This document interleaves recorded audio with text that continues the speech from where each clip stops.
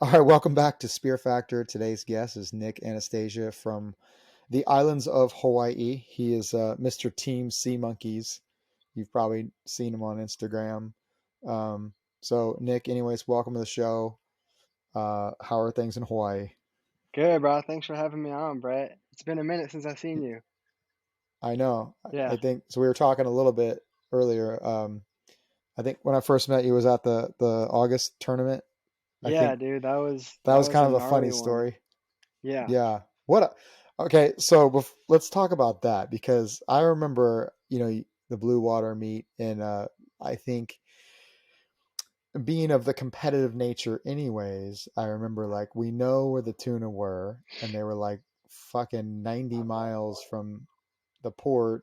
Yeah. I think 80 miles. Yeah, and I was like, I don't give a shit. We're going. Like we'll Yeah. spend money. We're going to go. Thinking that the majority of people are going to be like staying local and there's at that time there was only so much fish like local, like so many like type of fish, Yeah. and we wanted those big cows for that Right. that tournament. And I think we went all the way up to the north side, backside of San Clemente Island, north side of San Clemente Island, and didn't see like we went out there. I'm laughing because it was like such a waste, dude. Like we Yeah. went out there that day and like didn't see shit, Yeah. like shit, even on the meter. And we ended up, my buddy Mike and I shot like 20-pound like yellowtails, two of them, just because, Okay. okay, cool. Yeah. And then we were coming back in, and then we got the phone call. You guys were out of gas or something, right? Yes, dude. It was a full-on mission. So let me tell you my side of the story. So, Yeah, I want to hear it. yeah, so I went out with my buddy Max and Blake from Kinetic Spearfishing, and then another guy, Tyler Matthew. They're all three of them are like Navy SEALs. I think Tyler not he's not a SEAL, he's an officer, but he works with them. Anyway, so the plan was to go out and pull an overnight mission at San Clemente Island. So we left the afternoon before the tournament and we punched it out to San Clemente and I think it's like 50 nautical miles from the harbor to like the southern point of San Clemente Island, something like I'd say that. nautical miles. Yeah, I think it's like Yeah. 60 regular miles, but yeah, nautical miles about that. Okay. Yeah. So it was a mission, and it was kind of like gnarly conditions the whole way out. So we're getting beat up in my buddy Max's. It's like a 24-foot Grady White single outboard, like the whole way out there, and I'm just like laying down, just like. Anyways, we take a beating, and then we finally get to like the southern part of San Clemente Island, and it was just like a glass off, like completely flat. It was like kind of like right before sunset. Um, and when we got there, man, there was just like foamers everywhere, just like white water, like I've never seen in my life. And so we just start scrambling to get our gear on. So I throw my top on, and I think Blake was at the helm, and he put us right on the fish. Had my wetsuit top on, had my board shorts on, just barely had time to load the gun and put on my fins. And I jumped in, I punched it to like probably like 40 feet or so with Blake's cannon, and just had like two friggin' giant tuna swim right in front of me, and I nailed one, and spined it, and the thing just like spiraled up, hit the surface. It was like a real quick fight, and then we got him on the deck, and he ended up being like 130 pounds, gilled and gutted. Um, so that wasn't even like supposed to be at the good spot, the good grounds that we were going to. That was like the day Right. before the tournament. So our plan was to like go up and spend the night in that bay on the northern part of San Clemente. Yeah, Wilson Cove, I Is think. that the one? Yeah, I think so. Yeah, yeah. Yeah, it's in the lee of the island. Yeah, yeah. And then Yeah. and then the next day during the tournament, we were gonna go way up north, probably like where you guys are planning to go, where the charter boats were getting like big cows and try and get one for the Yeah, I think it tournament. was another 15 miles actually backside of Catalina Island. Like Oh, it was like really? 15 miles up that ridge if you continue just kind of northwest Yeah. of San Clemente Island. Yeah. Okay. Yeah, I Yeah. don't know the grounds up there too well. Um, but man, so we shot that fish and we were like all pumped on it, but it didn't count for the tournament, right? Because the tournament wasn't until the Right. next day. So we ended up going, anchoring up in the bay and spending the night there. And I was just like in the forward cabin. It's like 5 foot by 3 feet with like trying to sleep next to Blake. Didn't get a wink of sleep. And then we woke up the next morning to punch it out to like north of San Clemente where we heard the big fish were. And bro, like probably like 5 minutes from that cove, the check engine oil alarm started going off. So Okay. at this point, we're like 70 nautical miles offshore. We're supposed to be heading like another 30 nautical miles north, and we've got the engine alarm going off. And my boy's like, "No, no, I checked the engine oil. It's all good. It's all good." Um, so Blake was like, "You know what? Let's just check the dipstick and see what it looks like." So we ended up doing that, and I guess he'd been running the boat so hard that month that he had just burned through the oil that he just recently replaced. So we were like pretty much SOL. So we got on the Was it a radio. two-stroke or a No, four-stroke it's a or four what? stroke. Okay. Yeah, yeah. So we got on the radio, and luckily, one of the guys, he's, I think his name's Joe. He's got that big cat, saltier dog underscore OG on Yeah. Instagram. I don't know his Yep. full name, but luckily he was camped in that same spot the same night, and he had some oil on board. So he let us use a couple things of oil to replenish our boat, and then we punched it back out north that same day, supposedly where the big tunas were, and didn't see a single thing. So yeah, it was a full on mission, dude. So, anyways, we started heading back down south to get back in time for the tournament. Ran into a couple little foamers, and I think Blake and one of the other guys shot like 50 pounders or something, whatever they weighed at the tournament. I think he ended up Yeah, I winning. think it was like 60 pounds. He 60. did end Yeah, up yeah, winning. yeah, he Yeah. did. So he ended up shooting that 60 pounder on the way back, and like, dude, we were like chasing tuna like the whole time, and I was at the helm, and I was like, guys, we're running low on fuel, like we should probably head back to the harbor now. We're like literally on empty, and my boy's like, no, no, we're all good, like keep chasing them. And I was like, I don't know, bro, like so anyways, we keep chasing them, and we finally get a couple fish on the deck, and we're heading back to the harbor, and literally probably like 5 to 10 minutes outside the harbor, the boat dies, and we're just like dead in the water, dude. And then that's when we started making phone calls, and we are all worried Well, that we are gonna be late to the weigh-in, and then luckily you swung by and picked up Blake with the tournament winning fish and brought us back in, dude. So well, yeah, it's funny because though, and I understand, like, boat gas gauges are notoriously like shitty, yeah, and it depends on how you're sitting or whatever it is, and then every boat is different too, yeah, um, and then you combine that with like it's happening right now. There's fish yeah, everywhere, dude, but I swear with bluefin, that doesn't mean shit because they're always there. yeah, It's just are they gonna let you to even get in on them, yeah, yeah, But I mean, if Blake like there's a handful of guys in San Diego that know how to like if they don't get fish, then okay, it was just then it wasn't happening that yeah, day. yeah. And I think like Blake and those guys, they crush it when it's on. It's on. They Yeah, know. bro. He definitely put us on him. But man, that was fun. The diving there is completely different from over here. It's like running and gunning over there, trying to shoot the big fish. And over in Hawaii and similar to Guam, it's like you're soaking in the water.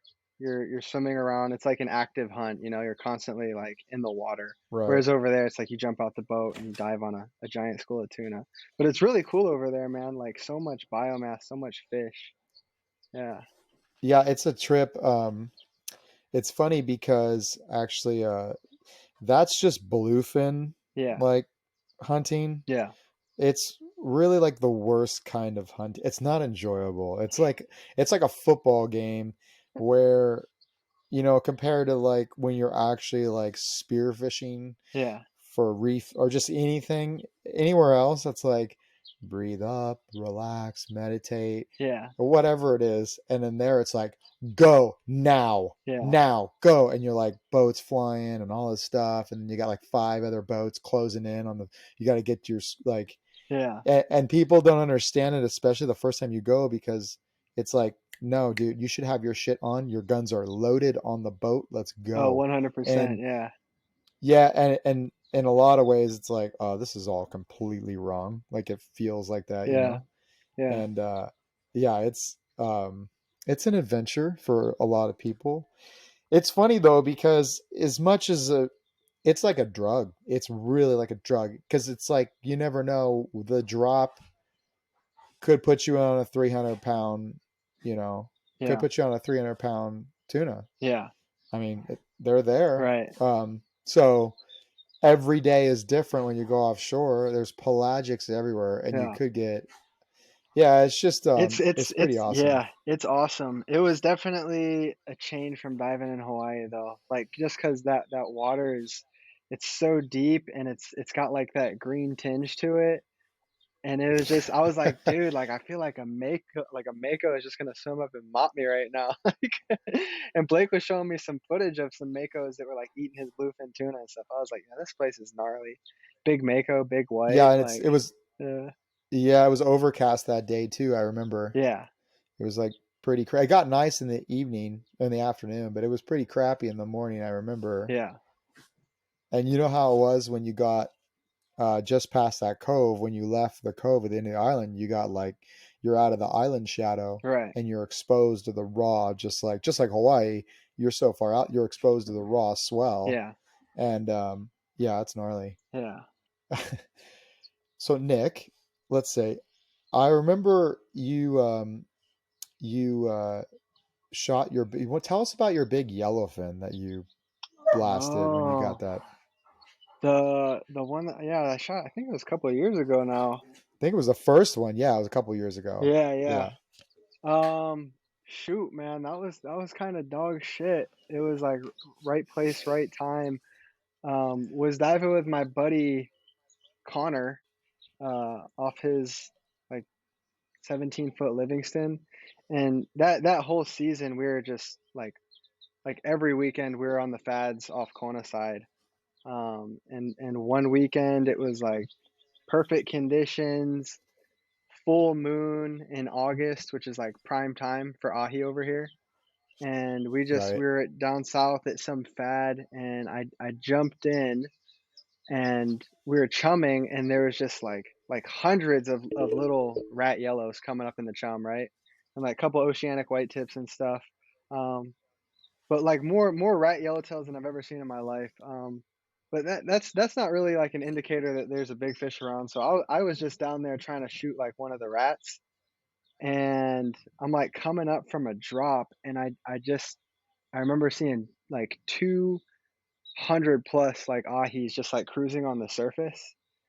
And so like Yeah. I go to like look for my chum bag to try and throw some chum, and the chum bag's probably like 50 yards up current. So I was like, shoot. So I had a little spoon on my belt.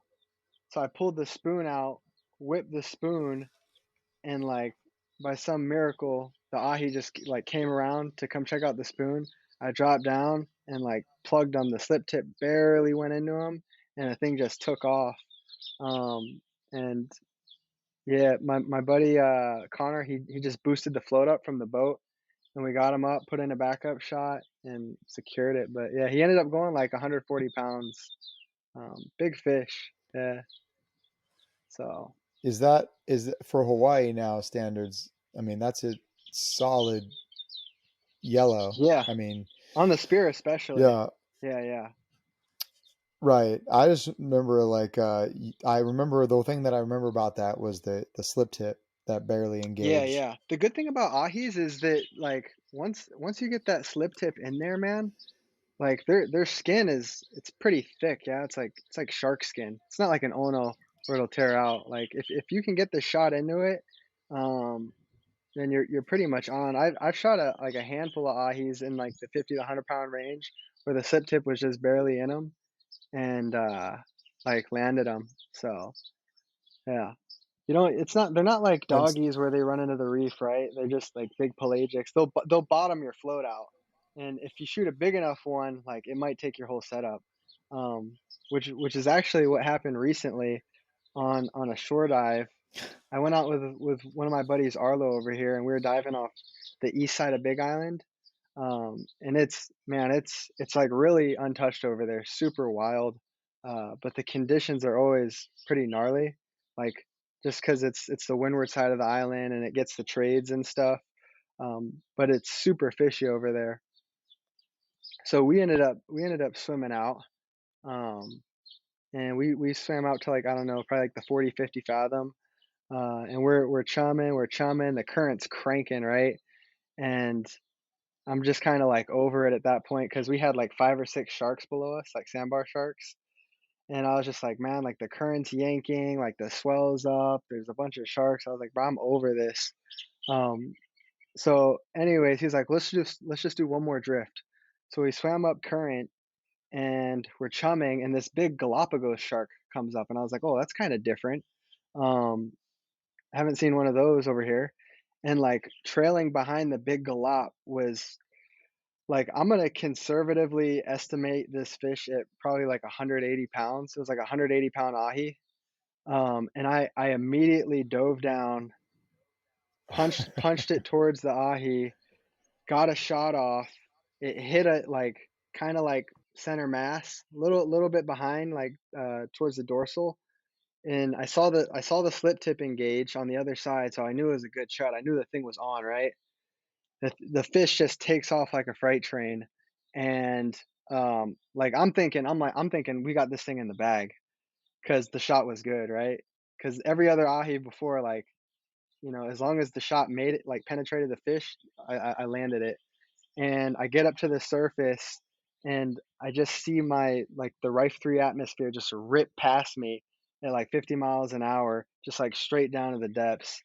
And it was a 100-foot bungee, slip tip, everything gone. And we swam around for probably about an hour, couldn't find it. Went up on the shoreline, looked for like another hour, couldn't find it. Thing was just gone, brah. So it was a heartbreaker. So yeah, man. I've had that happen. Oh, really? Yeah. Yeah, it's I mean, the first thing is I'm like, damn, that was expensive. Yeah, And then the second thing is like, how did that happen? right. Like, what the, like, yeah. When you saw it scream by you, because I remember when my situation happened, when you did you think of like putting pressure on the like holding onto the float at all, or was it just too far? Just kind of it was too You far know from what, you. man? I think if I would have held now I've played out every scenario in my head since that friggin' event. Yeah, I figure. Yeah, just like reliving it, yeah. Uh, Yeah, I me think if too. I would have held on to it, it probably would have just Tore out. nah, I don't think it would have tore out. I think it would have just ripped me under, honestly.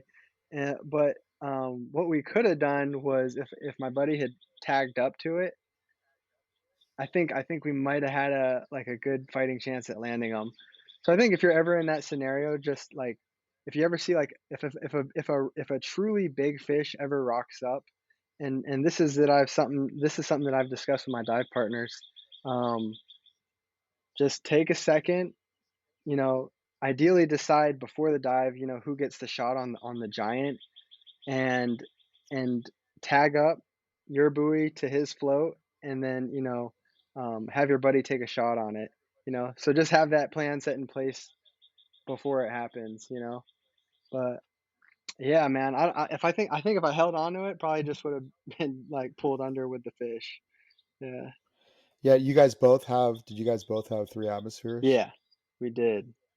Yeah, that might have Yeah, helped. yeah, It's interesting though because it seems like when they run along, like they either, usually tuna just straight sound, right. but like when I just feel like it when that fish is taking that float on the surface. Like I could have water skied behind the one I lost, Yeah, and it once, I mean, once yeah, that float starts to go a little bit, if it had that much strength to pull it down, um, it's only going to get easier for the fish. If it's not slowing it down, like it's over. Right. That's the one thing I think. And we were talking before Right. about Robert from Guam, and if you when he shot his 90-pound Yeah. doggy, you see his big I think it was an Yeah. evolved float go down, and I think the really the one of the big factor while that thing went all the way down out of sight, so you know it was deep. What allowed it Yeah. to come back up was doggies are a little different because they do a real hard run and then they're done. But I think that frame, that rigid Yeah. frame around that outside, we have that carbon rail kind of basically around the float. I it's a little yeah, it's just a little Oh, more really? rigid of a frame. It's not like hard or Okay. anything. You Okay. got to pressurize the crap out of all those floats to really make them truly to atmosphere or whatever. Yeah, that's one thing that I definitely learned. Buy a compressor and make sure that your floats are fully inflated. Don't try and hand pump it. Right. Just make sure that it's fully inflated. Right now I'm using that Uh-huh. Ocean Hunter 3 atmosphere. It's a little bit Yeah. more robust than the Rife and supposedly can hold a little bit more PSI. Um, I don't know. If you're going for like giant fish like that, I would just say use 2 Yeah, floats, like I was bro. gonna Like, yeah, kinda hard on a shore dive, and, right. you never know when you might see a giant, That's but actually so after I yeah. like I was people have heard me say this story before, but after I lost that fish, I immediately went to hard floats just because I for here I don't have to travel with them, so Okay. it's not an issue. But like I literally took a hard float and I was like, if Mhm. this thing takes this thing down, at least I know it'll come back up at some point. It'll still be putting, Yeah. 50 pounds of pressure on that fish the entire time. Otherwise, like once that, Yeah. Those are the yeah, the custom really ugly, ones ridiculous that you ones, make, yeah, yeah? yeah. But they, but they, No, but those are legit. that's the reason why is because with the like where you guys are, you could swim out offshore, and the next thing you know, like just what happened to you, some 200-pound. That's what's where you can get caught slipping, as they say, like in the islands. Here, it's like we kind Yeah. of know if we're going offshore, like we everybody knows we bring a tuna gun and we bring a patty hopping gun, like and you know Yeah. And your patty right, hopping guns are as right. big as our It's tuna just guns. absurd. But yeah, but the thing is, I know a lot of friends that have Yeah. like jumped in to shoot a yellowtail, right, from a patty, and the next thing you know, it's vortex by tuna, and Yeah. he's like, "Throw me the gun." Yeah. But yeah, it's gnarly. I've heard of guys with 2, 3 atmosphere rife floats, and they had like 100-foot bungee, a rife, and then his buddy clipped on his 100-foot Mhm. bungee and a rife, and what happened was the fish took Okay. down one of them, but as it took down the one rife so far, right, it basically that thing Mhm. was deflated. So if the fish could take down one rife, now there's a Yeah. 100 feet more. So you're basically taking one at a time, not two combined, went that distance. And so the dude lost Yeah. everything. Unless the no, this was Was to a this to a big doggy? bluefin. Unless the fish gets tired, like no. So the Oh, first you're time I went kidding me. bluefin hunting in 2016 or something, the thing uh we had like about 100 and we had a big Spearmaster float and I think a Rife float too. So like we had some pressure on that thing, Yeah. and my buddy Javi Yeah. shot this 210 pounder, and it took both floats down to like 40 feet, and it went down for a while, and then he popped up and he's like, now what? Okay. Like, and we're both like, oh well, and then it like popped up like Start Jaws, boosting them. Yeah. but that thing had that Yeah, bungee yeah, yeah. pinned, that 100-foot like pinned for an hour. It was I was like, no, I don't know Oh, how. I you're wish I kidding could have me. dove deep enough, right? But it's like 300 feet down. I don't know, it was far. I don't know how that fish was like, yeah, Yeah. fuck you, and not like coming up, and it applied constant pressure on that to where he was like inching it up. Um, for like an hour. So I'm just thinking, like, That's if it had crazy. enough strength for an hour to fight, then no doubt it would take, if it could take Yeah, down one and there was a long enough line, it would take down another one and it would take down another one. Like there's that one video I think of, yeah. somebody had doggy taking down one float after another, and they're clipping on and they're clipping on. It took down like four 3 atmospheres, and finally the fourth one tired it out. I mean, that's like extreme. Yeah, I think it was like a 200 pound Oh, doggy or something. But yeah, yeah, the dude, yeah. it's gnarly because it's like you really have to decide if we're going pelagic. Let's get our crap together because of that reason. You'll never forget it again though. So 4 or 5 yeah, floats. just like Yeah, two, yeah, maybe yeah, a 10-foot bungee and then another for big, sure. dog stopper or whatever we call it. Yeah, That's incredible. yeah, yeah. I think the doggies have. I mean, I haven't shot any huge doggies. Hopefully this summer. But they just have that really strong Yeah. initial run. Whereas bluefin and especially yellowfin, those are like fish of endurance. Yeah, Like they're they can incredible. fight for a They're like while. Yeah. track, like I want to say like a So grouper is like a tractor, but that thing yeah. is probably like a semi truck where it can just pull weight like a train, right? Right. Where doggies are like Yeah. a It's a dragster, train. Yeah. like strong and good, and then kind of like you can weather the storm, Right. you'll be all right. But where were you gonna Um. go hunt for some doggies at? Yeah. So hope. Right now I got plans to go out with G Uh huh. down south somewhere. Mainly targeting big Okay. onos, but hopefully some big doggies in the mix too. So that's why I was asking. I wanted you to ask Jerry. What sort of stuff he was using to rig his guns with for trips. It seems like the general consensus is to use cable, is what most of Yeah. the guys are saying. 100%. So do you have your own boat? Yeah, I do. Okay. Have you now? I've seen some of the bluefin have been coming up. Have you gotten out for that yet or no? So bluefin, no, actually not this season yet. I haven't because Okay. yeah, and the weather Still pretty hasn't early, been huh? the best. Like it's been windy. Um it's still really Yeah. early. I'm trying to choose my days wisely just because of the Yeah. price of gas and time.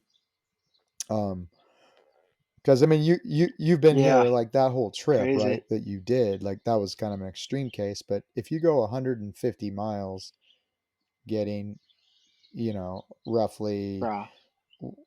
two, let's say 2 miles a gallon, it gets expensive right now when we're Yeah. talking like, Wifey's gonna be yeah. And if pissed if you anybody don't come back with a knows, fish.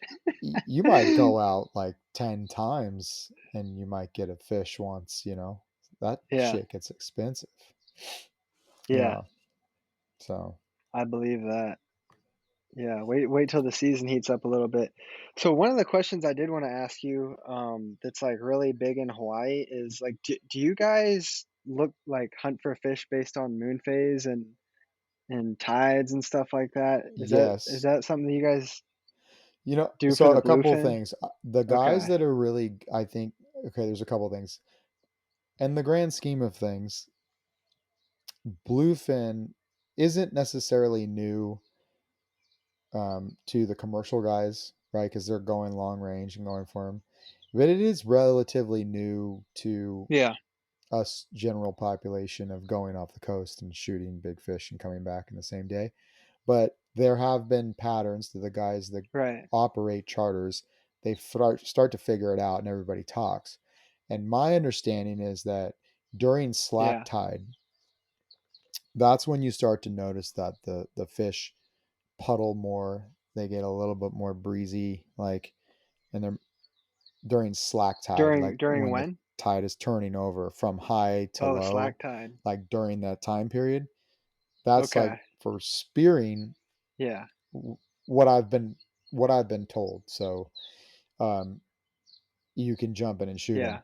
Now, oftentimes for me, it's like out here we're really a slave to the weather. So because we're going so far offshore, we go just to go. If I can go, I'll go, and I'll figure it out. I don't know. But really, Yeah. yeah, there is, uh, what is it? Right before a full moon. I actually got notes on this. One second. I've been keeping all these notes in my log, and I've kind of like I don't have any problem sharing it with anybody. Yeah. I I wish I were that Let's see. disciplined. Um, Yeah, just before but the new moon. Sorry, go ahead. I'm curious to hear just For before the for new moon is bluefin, like action. just before the new moon, Okay. or like right after a significant weather event. That's pretty pretty good. Just Okay. because a lot of the fish now they want to come up and start eating. But the one thing that I always try to tell everybody too is that um, we're not fishermen per se. They need to bite. We don't need them to bite. Like so, a lot of the Yeah. stuff depends on like the Right. trying to get the fish when they know they're going to feed. We just need to get on them. So, but the thing Yeah. is, they're here all the time. Right. It doesn't matter new moon, full moon, or whatever. For the most part, the fish are in the same locations. Yeah. I mean, for the most part, we know where the Yeah. general area they're at, right? Yeah. Now, that's why a lot of the fishing guys will get them at Yeah. night, dropping stuff down. But I think um, what I have been told and I have seen firsthand is like when that tide rolls over, turns over, like there seems to be a little bit less of a Okay. I think that's probably kind of like a universal thing because that's I mean same thing over here and probably most places in the world like that slack tide either when the high tide peaks or when the low tide bottoms out is like in that current kind of settles is when you'll see fish because like it's even the for a same white thing sea over bass out there, here. you see fish sleeping Yeah. during that time, like or fish are a little bit like they just kind of relax when the current's ripping.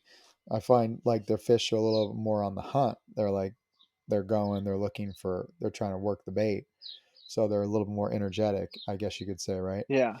So those things. I mean, Yeah. yeah, but now it's funny though. It's like a happy medium of like, okay, I gotta go when I go, like, but I know the chances of this is slim or none at all. I'm gonna see anything, you never know. And then Right. you go and you shoot like some massive fish, and you're like, oh well, okay.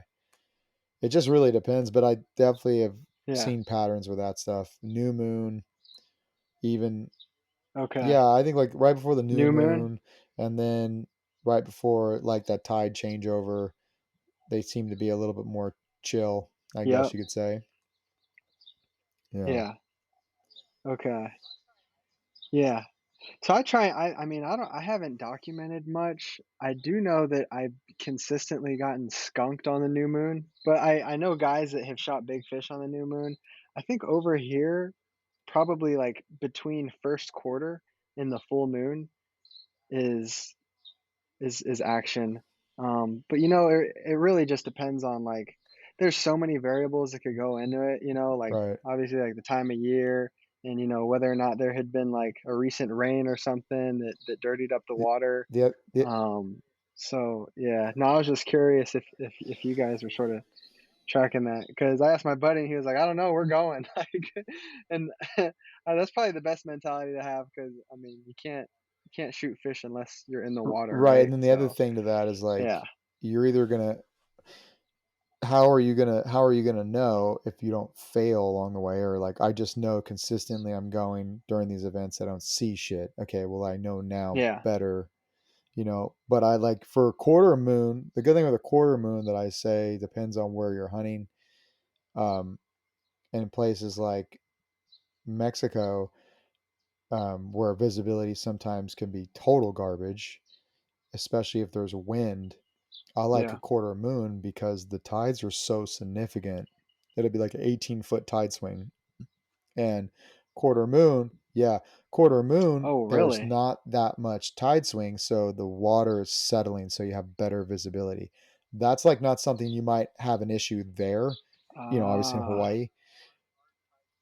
no. Our tide Yeah. changes aren't And, that and for significant. us, That's down yeah, in it that's down down in the in Sea Baja Cortez and stuff. side, Where you get tide changes yeah, like where that? we have like Okay, huge tide swings nice. and it just turns up all that water, just like a lot of wind. I So see. again, I don't need them to eat. I just need to find Yeah, them, so I can shoot them. So I like a quarter moon for that area. right. And even sometimes if there hasn't been any wind and it's a quarter moon to go look for sea bass because the water what happens there too is the water hasn't rolled over. So there's a defining thermocline, and hopefully that water has been Okay. segregated out from like cold, warm, and now I have a better idea of where to find them rather than having crappy viz. Like say you have 10 feet of viz, which isn't actually that bad at all here, but you're looking in Yeah. 60 feet of water and there's no thermocline. So now you've got to cover 60 feet of a water column where you're only seeing 10 feet at a Yeah. time. So that's why I like Okay. And that's during more significant tide shifts that that turnover. that that Yeah. So thermocline wind, gets right? mixed Because in. wind brings the updwellings. Okay. Will stir up the Okay. water. Anything that stirs the Yeah. water up, right? So you got tide, wind can stir that water up. Well, if Right. you have, where the water's settling, not a lot of tide movement, not a lot of wind, those temperature boundaries within the Yeah. water, those thermoclines get more and more defined, you Oh, know. okay. Yeah. Gotcha. And you'll be more likely to find a white sea bass in the cold Well, water. the rule of thumb, like, Is that the kind of, case? well, there's a bunch, dude. This whole fucking sea bass thing is absurd. I know you once you Yeah. get into fish science, it's kind of like yeah, it Yeah, gets and it's wacky. But all I like theory, hearing right? people's It's like, theories. okay, So just go. yeah, Just I would say just go. exactly. There's Like, because like yeah, you said, you can't shoot anything on land.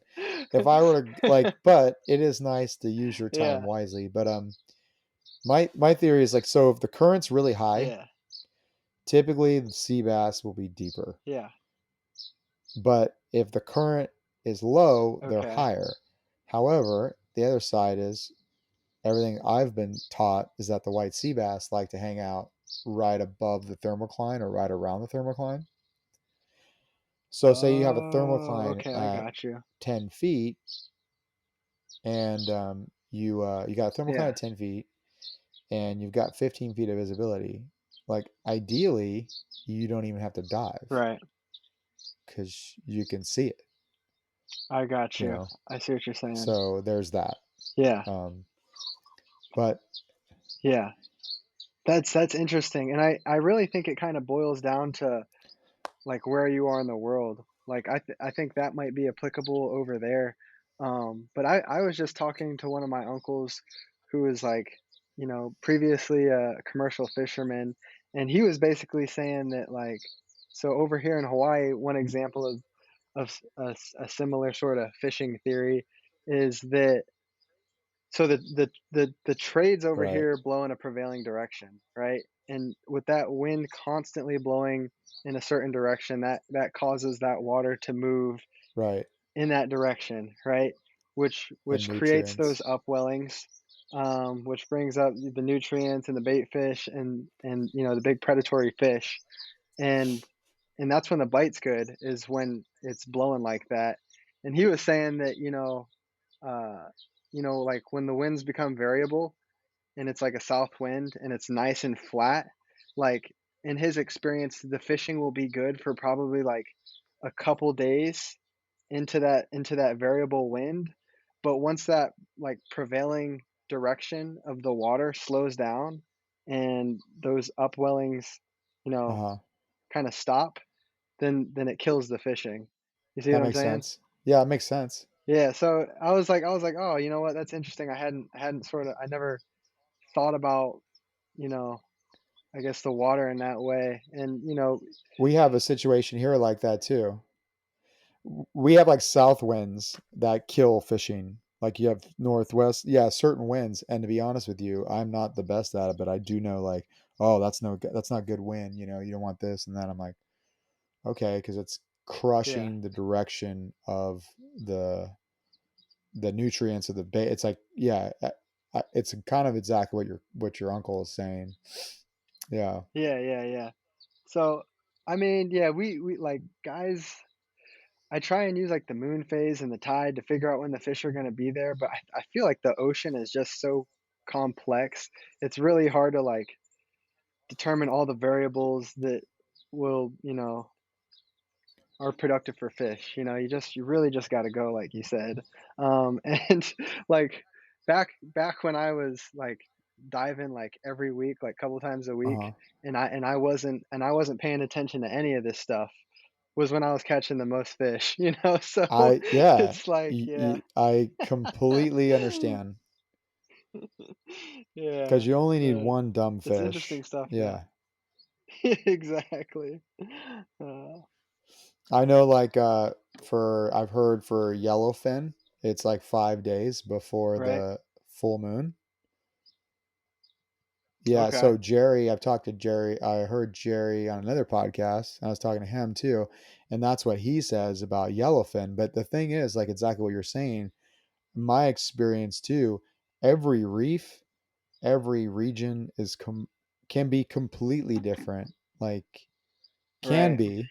I mean, for the Yeah. most part, but like I think, yeah, I just think it's kind of interesting because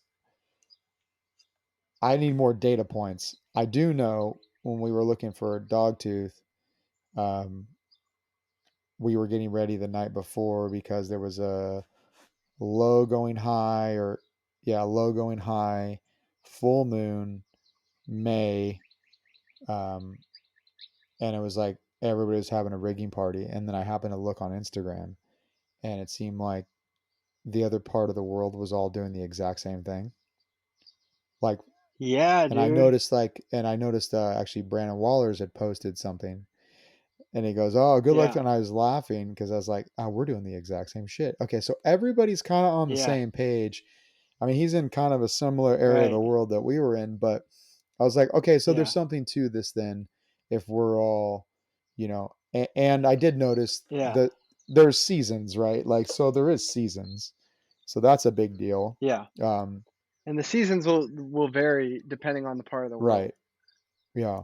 Yeah. So, I don't know. I But that's interesting that you mentioned that, dude, because I noticed like when the Onos start biting around uh-huh. here, like like right before a full moon, that I'll like get on Instagram and see the guys down in Florida catching them too. Yep. And I'm like, "Oh man, like, yo, it's kinda so." Yeah, What definitely like the lunar phases play a big part in What's that. your theory with Um, Wahoo with Uno? oh man, that's hands down like my favorite fish to hunt. Like that's pretty much what got me into blue water spearfishing, um like full on. Uh but yeah, probably just one of the coolest fish to hunt. Yeah, I feel like it's almost like an art hunting Onos. Or why do you say that? Like, explain a little bit about that. So it's because they're like a predatory fish, right? Um, so they're very sneaky, and they kind of come up on you like tiger sharks. Like you won't see them until they're literally like right under the flashers or behind you, And because they're predatory fish, I feel like they're just, I don't know. They're aware of other predators as well.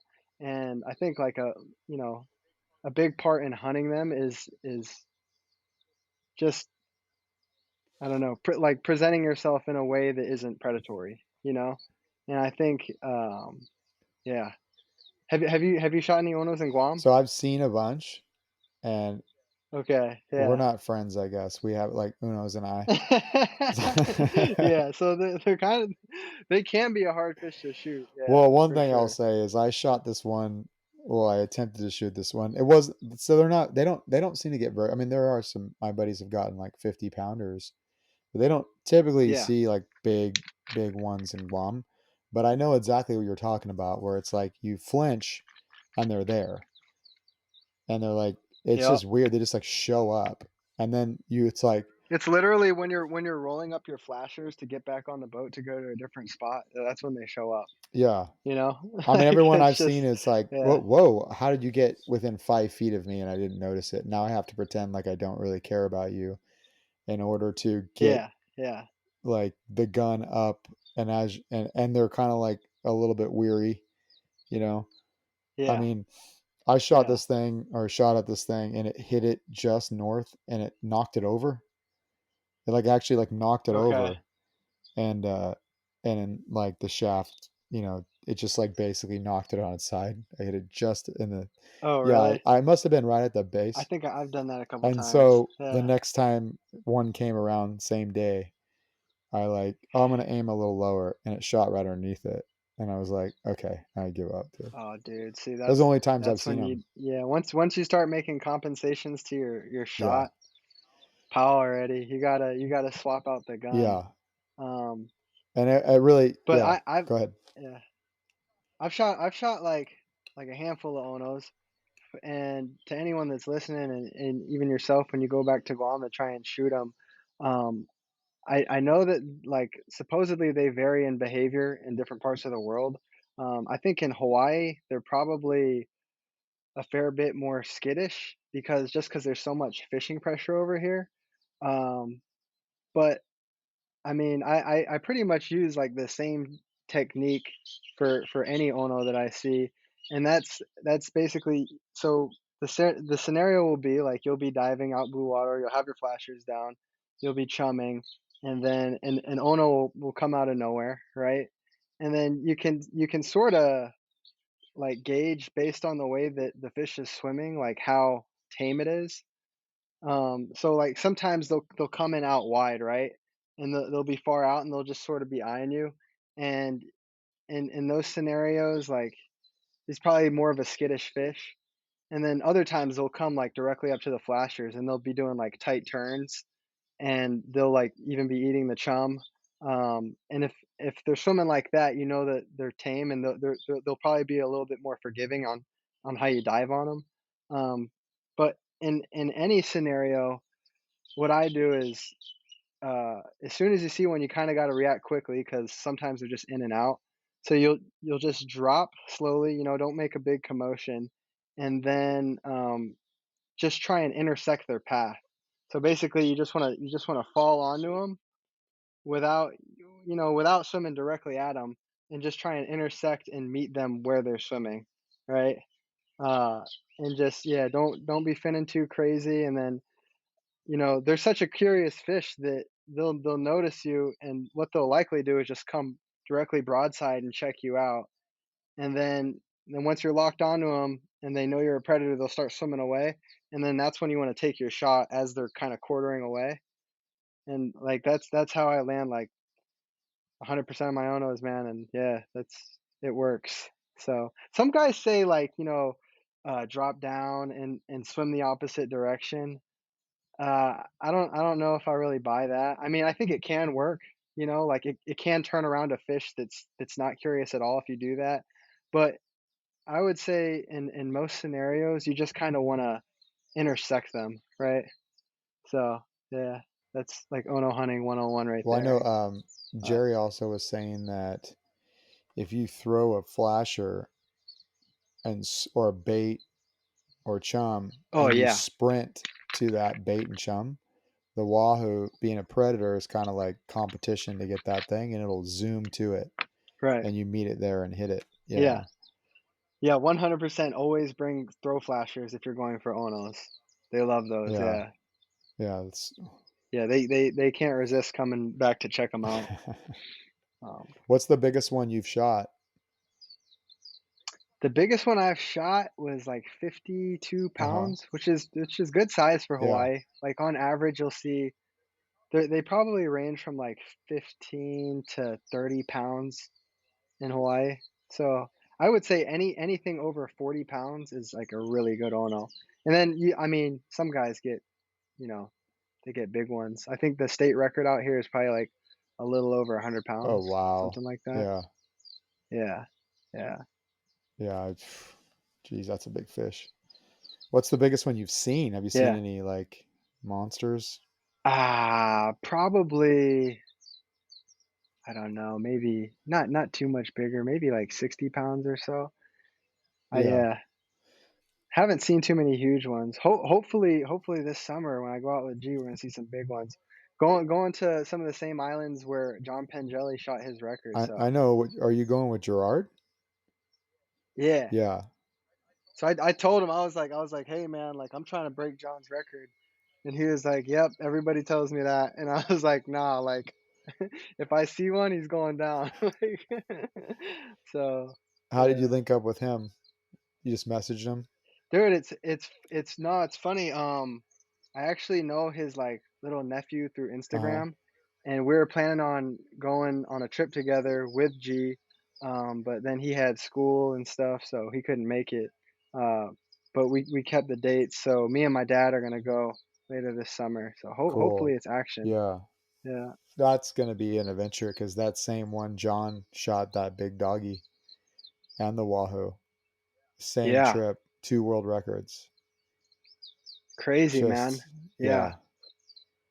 I honestly it's can't imagine what a 200-pound doggy would be like after seeing, you know, less than 100-pound dogs just go berserk.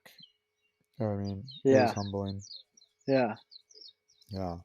So how did you yeah, man. yeah, go ahead. I go ahead. Oh no, I was just No, saying no. like you know, how did you link up with Blake and all those guys from Kinetic just through Instagram?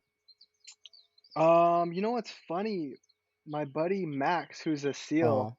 he was out visiting Hawaii and like with his ex-girlfriend and he was I was coming out from a dive at South Point. Uh-huh.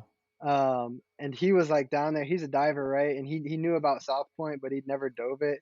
And he was like, "Dude, like, can you take me out?" And I was like, "Bro, like, who's this guy? Like, I don't know if I want to take out some random kook from the mainland, but anyways, I was like, all right, bro, like, yeah, let's send it. So I went out with him the next day and we dove South Point together. Didn't shoot anything, but he got to like swim with a whale shark and stuff. And he was like, yeah, bro, like I live in California, so when I get my boat, I'll hit you up and we'll go dive for bluefin. I was like, all right, dude, sounds good. And he ended up hitting me up like a year later. So good dude, man. I'm trying to make it back out there. Yeah. Um, Well, you know the guys cool from diving out Kauai are there, bro. coming out in July. Yeah. Yeah, bro, I heard about Yeah. that. So we'll see how it goes. You're not are you diving with them or You no? know, I'm actually gonna try to. We'll see. I don't plan on. I don't know. Um, Yeah.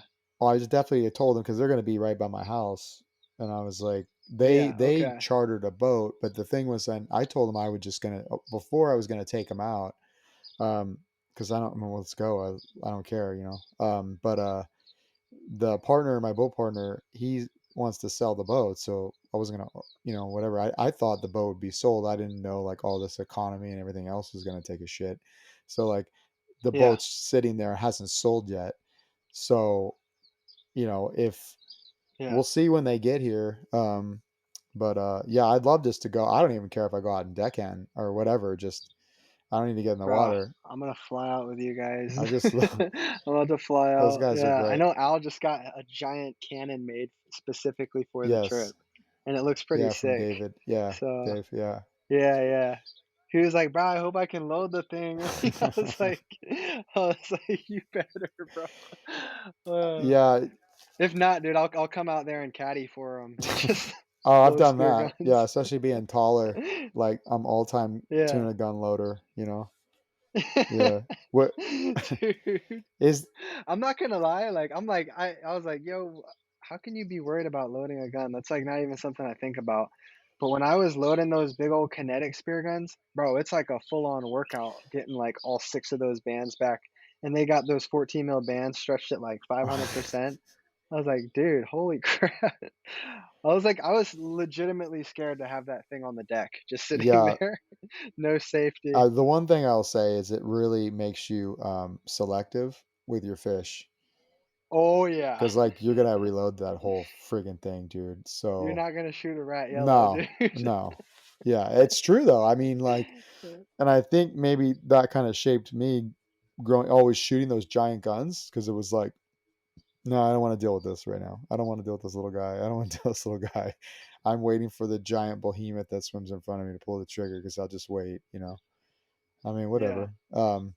But do you is it in Hawaii? Is do you notice is one is obviously I think and I'm, you know, I don't know, but I think the Big Island has the better viz out of the two, or what? Or out of the two, out of Kauai and Um, Oahu, or is it? you know what it is? I think it has something to do with the underwater topography. because Big Island is the newest island, um, and like it's just such a steep drop off. Whereas Kauai and Oahu, those islands have been around for longer, right? So they've had time to develop beaches and for that erosion to happen and all that. Uh, so yeah, I think it's just the depth of water, you Yeah, know. that makes sense. I know, like, I talked to Brian, Yeah, on Kauai, and he was saying Kauai has some of the worst viz because of all the rivers and the runoff, and that makes yeah, sense. dude. Kauai is really hard to dive, bro, because it's the island's like shaped like a circle, Right. right? And it's the most exposed to the trade winds. It doesn't have any other islands blocking it, Yeah. right? And it's like the area around it's really shallow. So it's so hard to get a dive in over there. But because of that, they probably have like some of the biggest reef fish, like the biggest ukus and stuff. Just because it's so hard to get out there. Um, but yeah, definitely, I think Big Island's definitely the best island for diving, especially if you're in the blue water like I am. So Yeah, yeah, I interviewed so it's a lot of shore diving. Yeah. Danny Bolton. Do you know Danny from the Big Island? Oh man, it sounds Yeah, he's a familiar. big I definitely follow him on Instagram. yeah, he Yeah. does a lot of hunting, and yeah, and he Okay. was on the Meat Eater show with on the Big Island. They were hunting for stuff, but he does some. Oh, Yeah, nice. he got into well, he got into, but he's been doing more spearfishing too. Um, but Yeah.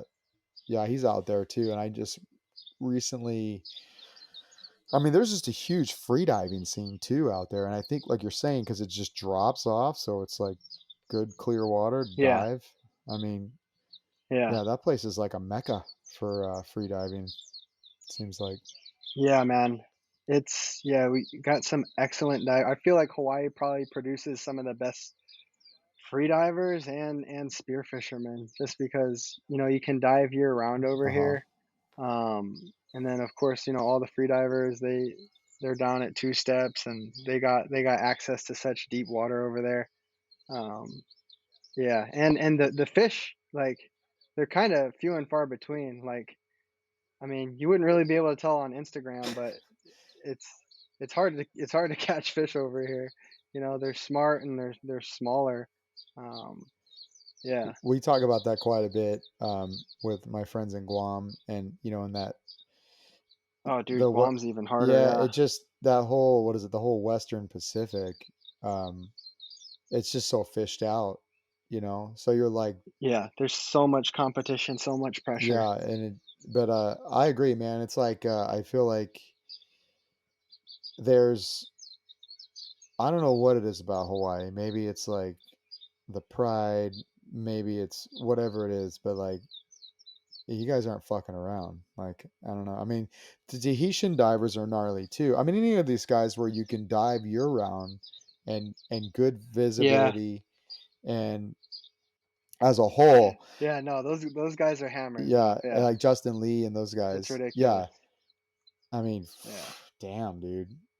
That's I always say out in California, we have a totally different style. Like, you don't have to be a great diver, like you said. Like, you went to 40 feet, got vortex shot at giant, solid tuna.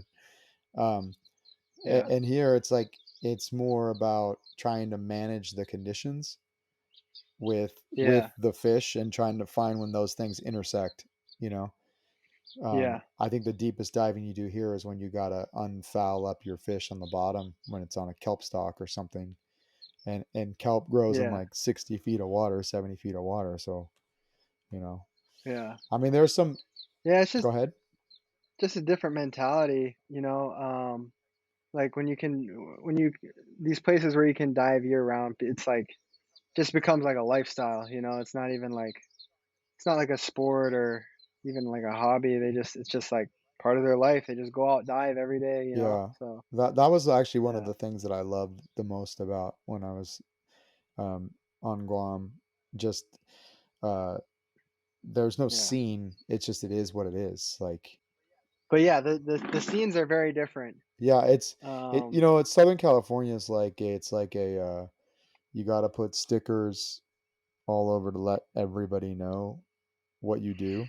Love You that. know what I mean? So it's Yeah. kind of like, oh, but it's like what I found in Guam was I like, and again, I'm from here, so I'll talk shit all I want. Fuck whatever. Yeah.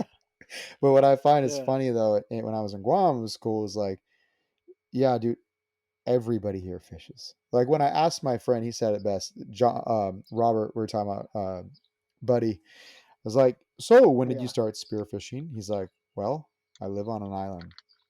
Like, Yeah. it's just something you do, And it was like, I just thought that was like the greatest. Even when I asked it, I was like, it's kind of a dumb question. Knowing all of them and knowing like what else is you're gonna do is just part of who we are as a culture, as a lifestyle, whatever. We just Right. do this stuff, and it's not about. I always just thought that was the greatest thing because yeah, it's just different. I think here too. We dive. You can dive in the winter, but usually we transition. I mean, I do personally. I transition over more surfing. I surf as like a first kind of priority, and then when it's bad, I'll just dive when the surf sucks. Yeah. But in the winter, you really limited. You're not going for offshore for tuna or whatever it is. It just depends. There is a down period. I'll say it slows down. I don't Yeah. really think anything ever stops. I still think you can go out and shoot tuna if you want at some point. But Yeah. it does slow down to the point where it's like, all right, I'm either going to switch over to hunting reef species or I'm going to go in bad viz or whatever it is. Sometimes it's better viz in the summer or in the wintertime too. But, or I'm just going Yeah. to like free dive in the canyon here in La Jolla every now and then to keep my lungs stretched out, my diaphragm stretches and all that stuff. Um, but yeah, really, it does slow down quite a bit compared to. Yeah. I feel like in your place, it's like one species to the next. The season it just switches to the okay, we're targeting Uno now. Okay, we're Yeah. targeting tuna. Okay, we're targeting this now. And it's like you can see all those fish year round, really. I will say though, in the winter, like around November, December, January, you get that big northwest swell that comes in. It's when all the surfers fly out, to go surf the North Shore. And yeah, there's days when I've been out. It's like freaking gnarly, huge swell, wind, water's kind of cold. As like relative to summer, and I'm just like, bro, I need to start golfing or something. Like, yeah. Start hunting those goats and those the boar, huh? Do you do much hunting on there on the Big Island? No, I don't, man. No, some of my friends are into it. I do know that the hunting's way better on Big Island though, Yeah. because I got goats that walk literally like right outside the front of my condo. So I'm like, dude, yeah. And then I had one of my buddies he's like a hunter from Oahu, and he was like he wanted to like kill the goats outside my condo association. I was like, bro, like we're not doing that, dude. Yeah, When I was at but college at West Point, we had deer walk right through like we call them Sally ports, like because it's an old like 200-year-old school, right? Deer would come walking yeah. right through like and in the courtyard, standing there. And my buddies are all from like Pennsylvania, and they're all hunters. And they're like, I think I could Oh shoot one yeah, with my bow right out the window. And I was like, well, what the yeah. fuck are we gonna do with it? Bring it in here and butcher it in the barracks, dude? Like that ain't gonna work, you know? But I mean, yeah, I understand Holy that. snap. Yeah, that's cool. But what do you do out? What do Yeah, you do? What that's do you do in the awesome. Big Island now? I mean, you're from there originally, correct? No, man. I was actually born in Okay. California. So my dad was in the army. So I'm a military brat. So Okay. grew up all over the world, lived in Hawaii for a little bit. Um, went to college in Ohio, uh, and then ended up coming back to Hawaii for grad school. Ah. And I've been here since. So What yeah. did you go to grad school Uh, for? Business. So right now I'm working at Hawaiian Okay. Airlines, just as a project manager. That's my full-time job. And then I'm in the Coast Guard Reserve. Um, I'll tell yeah. you. But I'm right now I'm a petty officer, third class bosun's mate at Station Honolulu. Okay.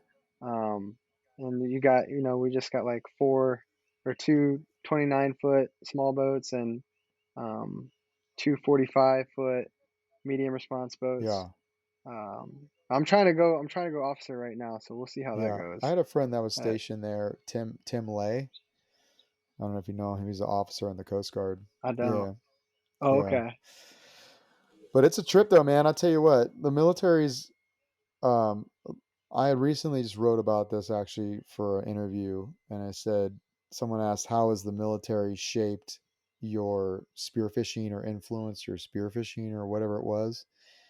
And I Yeah. thought, what's funny is I feel like it was a streamlined process to meet like-minded people where Yeah. in the civilian world, especially here, like you said, like we talked about the difference between like on the in everybody fishes on the islands, right? It's kind of part of the lifestyle. It's part of the culture. Here, it's a little different. Right. So when you're looking for friends to Yeah. spearfish, you've got a much bigger, and then like-minded friends that spearfished, and then friends that have similar. So interesting stuff. But like, you have a much bigger pool of people here. Do you got to sort through necessarily, kind of to find those guys? But with the military, Yeah. I feel like you always found like-minded guys because the pool was much more narrowed down. There's always the knuckleheads and and all that stuff, but like you Yeah. find much more guys that are like outdoorsmen, whatever it is, so Right. that's kind of how Yeah. I answered that one. But yeah. Anyways, man. Yeah. No, totally. Some great people in that community, and like when I was out diving in California, and our boat went out off San Clemente. There's no other group of guys that I would rather be with than some Navy SEALs to like Yeah. get back into it. Yeah, it's true. Yeah. Yeah, Yeah. it's true, man. Yeah, I've met Blake a few Yeah. times. He's They're just good people, man. Dude, he's die hard, bro. He is a frother, and I love guys like that are just like just that passionate about Yeah. spearfishing, just like to an obsessive level, Yeah. you Oh, know? it's caused problems in Yeah. relationships and marriages. Yeah, it's funny. Yeah, I dude. think she's like, "Congratulations, babe. You found a sport more expensive than surfing." Like, really, like I was like, "Oh, I gotta get this. I gotta get Yeah, this." I was dude. like, "I need a $50,000 boat." And yeah. Oh my So gosh. What kind of boat do you have now? it's a 24-foot Century. It was bought by Century's bought out now by Key West or something like that, but it's a 24-foot. It's dual motors, dual 150s on the back. Um, Okay. but like when my partner basically he owns it and he rents it to me. He's like, I want to be on the lease. I want to be on the note because we owned a boat together before, and one guy wanted to Yeah. sell it, and because he's on the note, everybody kind of had to sell it. And so he was Yeah. like, "Look, I don't. Do you? I want to like." So the guy sold it. Anyways, 2 hours later, he called me. He was like, "Hey, I want to get another boat." Like, okay, cool. He goes, "Do you mind?" I was like, because I was like depressed for like 2 hours. My wife's like, "Look at you!" Like, I'm like, "Who sells a boat in the middle Yeah. of the fishing season?" I was like, just like frustrated, right? But the guys and Yeah, dude. guys that don't fish, that too. Like they bought it and like they get over it, right? And I'm like, Yeah, yeah. and what I was finding, like, kind of what you're talking about, like there we have a log, right, of engine hours, like how many hours are spent on the boat because we divide the maintenance up by who uses the most or whatever. And in the log, the last Okay. 100 hours was like 92 of those 100 hours was me. You know, I was Yeah. like, yeah, dude, I'm not fucking around. Like, Dude, boat ownership is not worth it unless you go fishing. a Like hundred you percent, gotta yeah. yeah. Otherwise, and you gotta You like gotta be every into it. weekend. Otherwise, it's really not worth it at Yeah. all. You're better off just paying to do a Yeah. charter occasionally because I mean, yeah, it's Yeah. gnarly. I mean, we so my friend that called me, he's like, "Do you mind if I buy the boat and I just want to own it so I can sell it when I want and I could just rent it? You could like rent it from me as like a partner." And he'd like Okay. I'm like, "Yeah, because I don't want to own a boat. Like, I don't need it on my Yeah. credit. I don't really Yeah. care, and and I could get Exactly. out of it." That's kind of an ideal scenario right there, It was man. perfect because I'm still the only Yeah. one that used it because he would get busy Yeah. with stuff, and again, like nine times out of 10, it's my name on there taking it out every, I mean, yeah, That's a good setup, bro. yeah, Yeah. it's, I need to find an investor to do that with me. No. Hey, can you buy this boat so I can take oh, it out? I'm gonna I need to well, I do don't know that. how it is in Hawaii. Most of the diving we do here is shore diving Yeah, though, which is I mean, honestly, if I had a boat over here, I'd probably be diving like a lot of the same spots that I go on shore dives. With the exception, like you'll have like accessibility to the fads that have, mahi and marlin and stuff like right. that, which would be cool. But I think I'll get one day. But yeah, Well, one, definitely take some pride in the shore diving. yeah, and It's you're in a unique situation where it's yeah, like, okay, unless you want to go to like offshore banks, which I don't think Hawaii really, I mean, they got a yeah, couple, but yeah, it's not yeah, I mean, not like Florida. yeah, I think I mean, it's kind of like necessary to have a boat over there. Same thing with California. right, Need a boat, yeah, yeah, for yeah, pelagics, I mean, really, yeah. right, I mean, yeah, there's a few spots where it drops real deep, but you'll get lucky, you know. I mean, yeah, yeah. yeah. Shore diving in California is tough, man. But I still see guys coming up with slobs like big, huge white sea bass. So still get, but Yeah, there's spots, yeah, right? Like so there's anywhere where it drops off real deep. But you just got to kick out far and the biggest thing like I said shore diving is tough is mainly the conditions as far as the visibility. Um when you get yeah, farther away from shore, it's a little better, but you could kick a half mile out to the kelp bed, shoot your fish. We don't have the shark problem really like you guys would have there as much. So even though it's murky, you could still I mean we do have like seven gills and the occasional great yeah, white, which knock on wood, you like it's not really but you yeah, can get back yeah. in and out without having too much of a difficult. So do you guys? I mean, are how's the current situation over there? Like You guys get a lot of current? um I don't think it's quite like we do. Yeah, but I don't Okay. it's Yeah. not like our it's not like where you're at because you're talking about like you guys Okay. get you have so much exposure to the raw. You got wind. Like open Yeah, ocean. you got Yeah. wind, you got Yeah. currents like real like open ocean currents. Yeah. Yeah. We and your next Right. stop is like the Philippines if you get Tahiti, yeah, bro. Tahiti exactly. Yeah, bro. Yeah. American Samoa. Yeah. Yeah. Which is that's like that and like 90 I'd say probably like 95% of my diving is done like shore diving. So like that's a huge thing for me is just being safe and like I think like a fundamental part of being a good Spiro is just understanding ocean conditions in your area and like doing a little bit of due diligence before you go out and just send it on a shore dive to try and go shoot an ahi. Like, yeah, just because there's so many variables, man, and like the currents over here, they can get gnarly, especially like on a big moon or something. There's been a couple of times at South Point where like you know we go out on a new moon and it's a king tide or something, and I wasn't paying attention, and um, we shoot an Ono, we fight the thing, and by the time you get it up in your hands and on the float, you're like 500 yards from where you shot it, and you're just like, oh shit, and you start heading back, and you realize you're on the treadmill, right? Yeah. And you're just like you're swimming towards shore, but you're not making much ground, bro, and it's just like, oh shit, like, so you really got to pay attention to that stuff out here. Um, yeah, Yeah, we don't really but have that. I think the bigger issue, like if any in San Diego where we're at, is like your ingress and egress, depending if the tide comes up or not. It's easier to yeah, get in and out in certain areas. So at low tide, okay, but if the tide comes up, yeah, you just have to have a plan.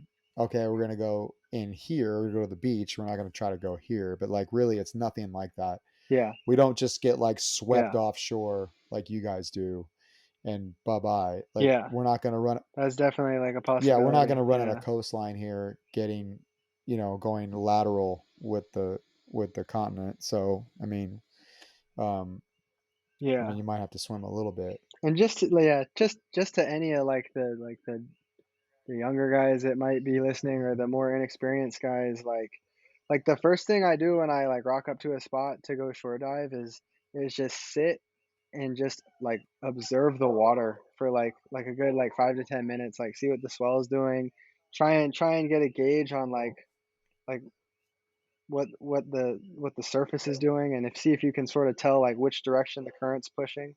Um, and yeah, like you said, just have a plan of where you're gonna get in and where you're gonna get out, and in the event that the current's hectic, like there's a spot a mile down that we can get out, and just keeping that in your head, and when you're out there, just constantly, having a point of reference where like where how far you're drifting, right? Yeah. So I see this, I can see this tree or that fence, and that's where we are now. And when I look up in 5 minutes, 10 minutes, uh, I can sort of get a gauge on how fast we're drifting, right?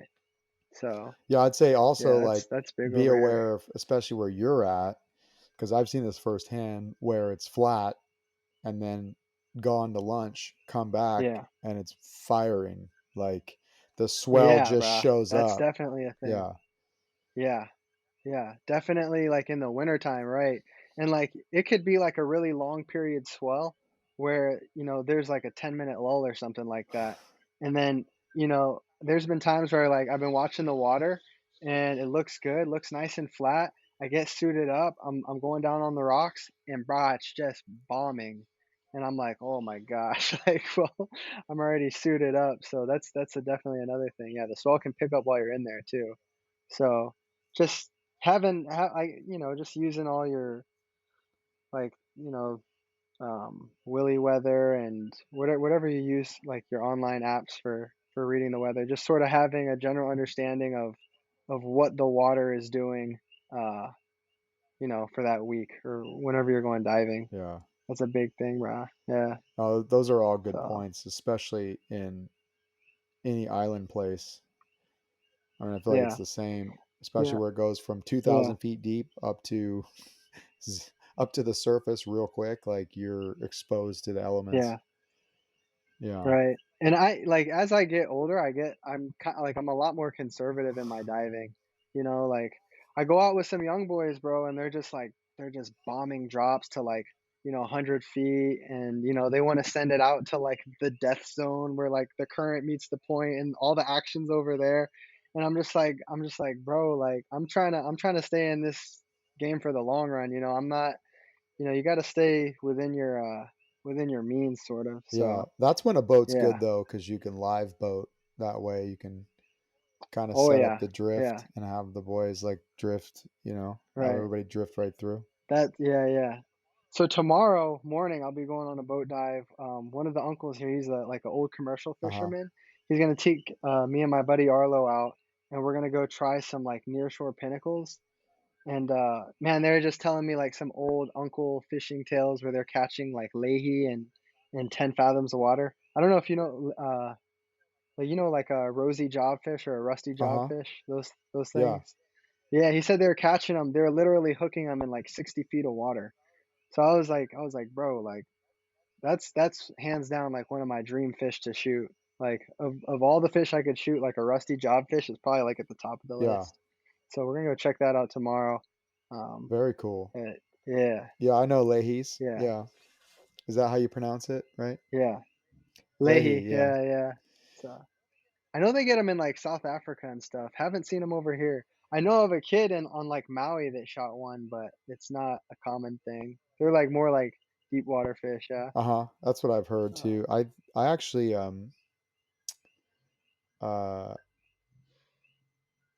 I no I thought I knew of somebody that shot one in Guam. Trying to remember, but it's not. Not the Hammurabi, Yeah. huh? Yeah. That, I The love legend. that. That whole Yeah, crew, man, dude. is funny. Yeah. Yeah. So what's next for you? You said you got your trip to Tahiti or to French Polynesia. Shoot, man. Yeah, just the big trip, trying to shoot the world record Ono. And maybe hopefully get out to California this summer. So Yeah. yeah. What gear are you taking for Uh, your world record? That you're gonna shoot. okay, yeah. So I'm bringing a couple guns. Bringing the OG Aimrite Okay. 140. Just a traditional three-banded gun, 8.5 millimeter shaft. Gonna bring a handful of shafts, and then I'm bringing this custom OJ spear guns. It's like a 145 centimeter inverted spear gun. It's shooting 8.5 millimeter shaft. Oh, Um, question about that. Do you like that gun? the verdict's still out on the inverts. Okay. It's definitely a lot more intensive as far as like tuning the gun and getting it to shoot properly. But I think once you get the thing dialed for like big blue water spearfishing purposes, I think the invert is the way to go, especially if you're only taking like one or two shots a dive and you're like going for a record. I think they're the way to go. But I mean, definitely a lot more complex and a lot more moving parts than just a traditional gun, Yeah. right? So I'll definitely be bringing both. I don't know if you've used. Have you? I know you got your custom double roller that you Right. use. I What do you kind of So prefer? that double roller, I absolutely love that. First of all, I like, I made it, Yeah, so it's like special that way, but I will say I had to uh dial it in. And I'm so used to like traditional yeah, dude, guns it's a lot. where you it's pretty much straight track and you can shoot. It's pretty easy. That roller, the first Yeah, time I took it to Guam, I was shooting like 2 feet low at like 25 feet. It was like weird, and I yeah. was like kind of frustrated because I had missed. Oh yeah, it's a frustrating process, bro. But I think because I was in Guam when I think I was epoxying it when I was in Guam. But when I was in, like, I finished it finally when I Yeah, got down there. But because I was in the water situation, I was able to go out and test it and test it and test it with Target and realize that where I had screwed up. And so I was able to fix that because I had put the bridle where the bridle hits the risers, I made it too steep. So as it the shaft was exiting, the bridle was going the wishbone was going up and it was causing the shaft to dip and shoot low. I see what you're So saying. I ended Yeah, up taking yeah. That's a common issue with rollers. Yeah, so I ended up taking a rubber mallet and smashing down the like so it looks like a ski slope so you can't even tell. And I did that. It's the only thing I yeah, did. And I went out and the thing shoots like an absolute laser. and yeah, it's just a standard double roller. It has a kicker. It's not an invert, yeah. but Okay. I it's funny shaped, but I feel like that I could hit anything I want to, any size. I mean, the thing is just a What laser. kind of shaft are you It's shooting big on and that? kind of like I could Yeah. I shot I shot a 8 millimeter originally with it, a double flopper 8 mil, Okay. and then I went to a Yeah. 11/32 for like Oh tuna wow. for Okay. like bluefin. Yeah. Um, Yeah. and I put that kicker on it Yeah. because I wasn't sure if I had enough penetrating power. Have you had a chance to dial it with the 11/32? Is it It shooting shoots straight straight. with the kicker? Yeah, yeah. Okay. And you didn't have to make too many adjustments to the band setup from the 8 to the okay. I think I went, Nice. I had 16 originally, 16 millimeter, and then I switched over to Yeah. 14.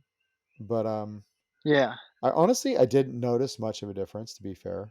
I have noticed a difference with Okay. my traditional gun when I switched the two. Um, Oh yeah, for one sure. thing I'll say that it's like I think I measured how many feet. I forgot how many feet of band do I have to buy to like rig the fucking thing because it's so much band. Like because Plenty, it's a yeah. 60 Yeah. inch. It's the same thing with my invert, Yeah. man. Yeah. So So the inverted roller that I got, it's got like two pairs of 16 millimeter bands, uh-huh. and then it's or no, like three pairs of 16 millimeter, and then another three pairs of 19 millimeter.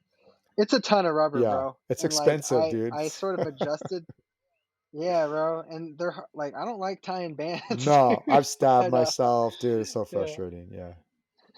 yeah, yeah. and I get them tied at the shop, and then when I jump in the water, they blow up in my That's why I face. do it But myself. Yeah. yeah. So, anyways, I adjusted like the pretension just a little bit, but that's I cut an inch off the pretension, and it adjusts it 1 inch for all eight of those bands.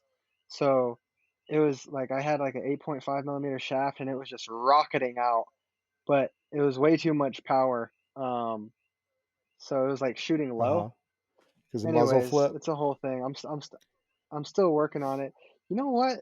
I don't know if the muzzle was it shouldn't flipping. in a I'm not sure. I have to go back. Yeah. yeah. It's an It invert, so should be like the straight. recoil is not Yeah. yeah, the recoil is not bad at all. There's no recoil, but I think there's just so much tension on the line and the shaft was whipping out Yeah. or That's something. very But possible. so anyways, you can't beat like a tried and true like traditional spear gun. That's kind of my Yeah. go-to. So, I kind of yeah. agree. Once you get your roller dialed in, it's like my roller, I can Yeah. shoot it with one hand. Like it's phenomenal. The only Yep. thing about it is though, is every time I can change the bands, like I'll change the bands and I'll do the length the same. There's always that like, okay, did I Yeah. just totally screw something up? Or, I guess, yeah, Exactly, because dude. it's so, Yeah. because Yeah. everything is like, I feel like is magnified because of the mount Right. and the distance and everything. Like, but Yeah. yeah, I'm super, But once you get them yeah, dialed, they're nice, you know? You could never shoot a traditional gun one-handed and launch like a thick shaft, right. you know? Yeah. So, yeah. Um, yeah, I love the gun. I'm very proud of it just because it works so good and it's mine and it's like I'm like Yeah. that's my baby and Is that your go-to gun, would you it's say? my go-to gun for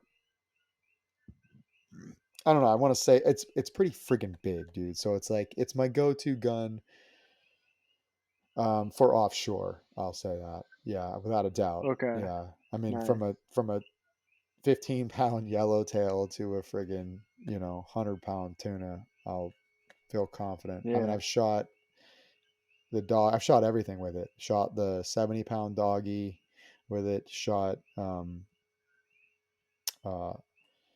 yeah, anything. I mean, the only thing I haven't really, Yeah. I don't do much reef hunting, like a big group or anything like that with it because it's so long. And usually where you're hunting, it's like Yeah. crappy visibility in that Yeah. situation. So I don't want to send it right into like full power right into um, so Yeah. it's just different. Definitely Yeah. not. Yeah. How's the yeah, did you buy the OJ spear gun from him? Yeah, I did buy the OJ spear gun, yeah, bro. Yeah, yeah. Kind of went out on a limb. He's an awesome guy, like great customer service because he's an individual gun yeah. builder. So, anytime I had any questions, I'm like, bro, the thing's shooting fucked up. What do I do? And he was like, just add some length to the pretension, and I got the thing firing. The big issue that I have with the inverts is that there's no place to secure that slip tip line, right? So basically, I had all my shafts sent back to Dean, and I'm gonna get like a forward notch so I can attach like an elastic rubber band to the end of the slip tip line, which I'll put onto the notch, and then secure it that way. But so that's how some of the guys are doing it with their Alamanis. Um, but you can't really tuck it under the bands, and I've tried like all different kinds of things, man. Like yeah, that's why you see so many of those guys with the inverted rollers using double floppers because it's a pain with the slip tips. So Y- anyone that's interested in buying one, just keep that in mind. That's a good Yeah. point. I really like those double. I like double floppers. The more and more, the older I'm getting, I kind of really like it. Yeah, Really? just because Oh, dude, I you hate double do. floppers. I've lost so many fish on No double shit. floppers. Yeah. I know Chris Coates and those guys, they swear by them, but I'm just like, bro, give me a slip tip, man. Like, yeah, I've landed fish by like the hair on their ass with some slip tips. So I just trust it Yeah. No, 100%. But it depends on yeah. what you're shooting too. But yeah, I haven't shot a lot of dogs, Yeah, so Chris yeah, Coates swears by the might be doggy why. thing with them. I swear Yeah. by the double flopper for grouper, because it's just easier to deal Oh, with it. okay. Like, obviously, you're hunting around rocks, so it's nice to have that, Yeah. that situation. And white sea bass, I'm kind of People like slip tip because you don't bend the shaft, but I'm liking the double flopper because when it penetrates, if you do stone it or spine it, the minute, if you ever notice, oftentimes the minute that slip tip, that shaft itself, the main shaft comes out, that fish wakes up and goes crazy. But if you've ever, yeah, but Yeah, that shaft goes in it and spines it with double flopper, it ain't coming out, so you can still kind of get it. exactly. That's why. Yeah, But that's a specific, yeah, that's fish, you know. yeah. It depends on the fish you're trying to hunt. Plus, I shot the big marlin that I shot was on a double flopper, and I think like one of the contributing factors to me landing that fish was that the shaft is literally stuck in Uh it, huh. and it doesn't have as much leverage, on you. Or you have more leverage on the fish because it's like Yeah, it's a, it can't swim properly. right. Whereas with a slip tip, the thing's free to swim. Yeah. Did you bend So your shaft though? it's got better stopping power. Oh Yeah. yeah, the shaft was Yeah, slick. that's the thing Yeah, about the slip tip is it saves your shaft. I mean, like in one of those tuna, those things yeah, take off. Even with the slip tip, they get bent sometimes. Yeah. yeah, But yeah, that was a beautiful fish. yeah. Stoked on that. Was that on a shore I've dive? Dude, I've seen some on.